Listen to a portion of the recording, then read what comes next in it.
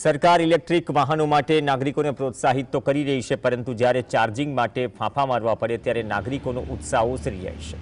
આખા અમદાવાદમાં હાલ માત્ર 12 ચાર્જિંગ સ્ટેશન છે જ્યાં ઇલેક્ટ્રિક વાહન ચાર્જ કરી શકાય, અને તેની સામે લગભગ 2800 ઇલેક્ટ્રિક વાહનો અમદાવાદના રસ્તા પર ફરે છે।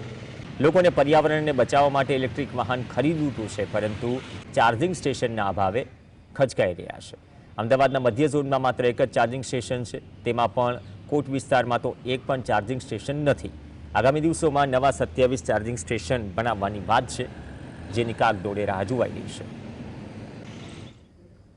મારી પાસે પોતા પાસે બી ઇલેક્ટ્રિક ટુ વ્હીલર છે, પણ શું છે કે સિટી વિસ્તારમાં ઘર ઉપર હોય, નીચે હોય તો ચાર્જિંગનો પ્રોબ્લેમ થતો હોય છે। જો કોર્પોરેશન આ રીતે ચાર્જિંગ સ્ટેશન મૂકે બીજા વિસ્તારોની જેમ સિટી વિસ્તારમાં, તો અમારા જો બીજા ઘણા બધાને બી લાભ મળી શકે। સિટીના લોકો પણ ઘણાની પાસે ઇલેક્ટ્રિક વાહનો છે, પણ અહીંયા ચાર્જિંગ સ્ટેશનો નથી। તો કોર્પોરેશન અહીંયા શહેરની અંદર પણ થોડા એરિયામાં થોડી જગ્યાએ ઇલેક્ટ્રિકના જે પોઈન્ટ્સ છે ચાર્જિંગ સ્ટેશન મૂકે તો લોકોને સારી સુવિધા મળી શકે।